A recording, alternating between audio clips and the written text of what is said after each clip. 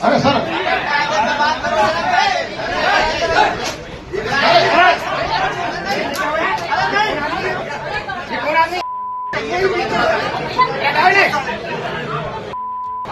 UP गजब है।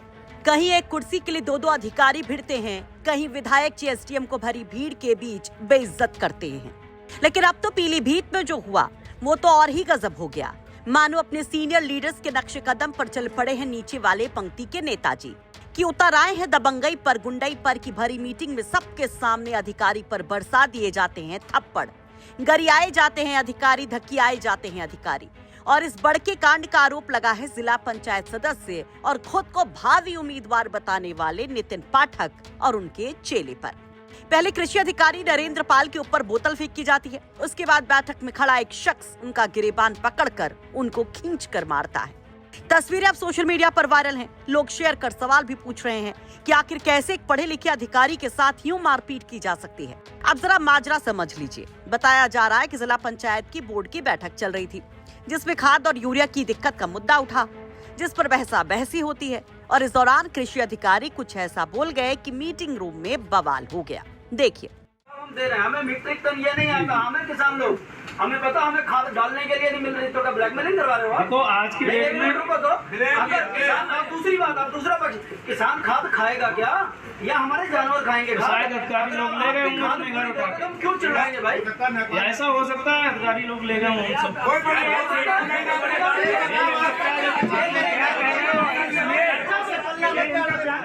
आरोप है कि इसके बाद वहां पर गर्मागर्मी बढ़ गई और इस दौरान वहां मौजूद बीजेपी नेता नितिन पाठक की गनर अनमोल ने कृषि अधिकारी नरेंद्र पाल के साथ गाली गलौज की और मारपीट शुरू कर दी, जिसके बाद कृषि अधिकारी वहां से चले गए। अब इस मामले में कृषि अधिकारी ने पुलिस में एफआईआर दर्ज करवाई है, जिसमें बीजेपी नेता और मारपीट करने वाले गनर को नामजद किया गया है।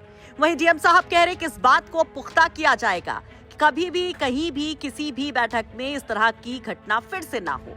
वो कहते हैं कि ये चेक किया जाएगा कि बैठक में कौन हो सकता है कौन नहीं। कहना चाहेंगे आपके साथ कुछ मिसबिहेव किसी ने किया है, क्या था मामला और क्या कार्रवाई आप कर रहे हैं?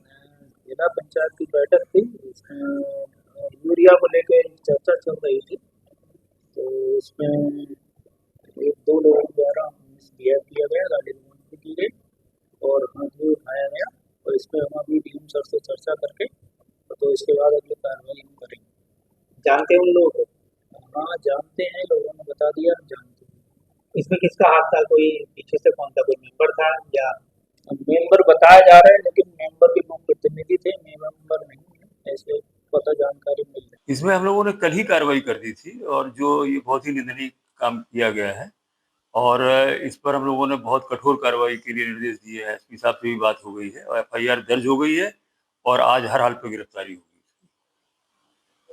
और इस चीज की पुनरावृत्ति ना हो इसके लिए मैंने अभी एएमओ को बुलाया है और जिला पंचायत अध्यक्ष से भी बात की है कि जो भी आगामी बैठक हो वो पूरी प्रोटोकॉल के साथ हो। ऐसा नहीं है कि जो भी लोग इस तरह के वहां पर मीटिंग में थे अगर अब दोबारा मिलेंगे तो फिर उनके खिलाफ कार्रवाई की जाएगी।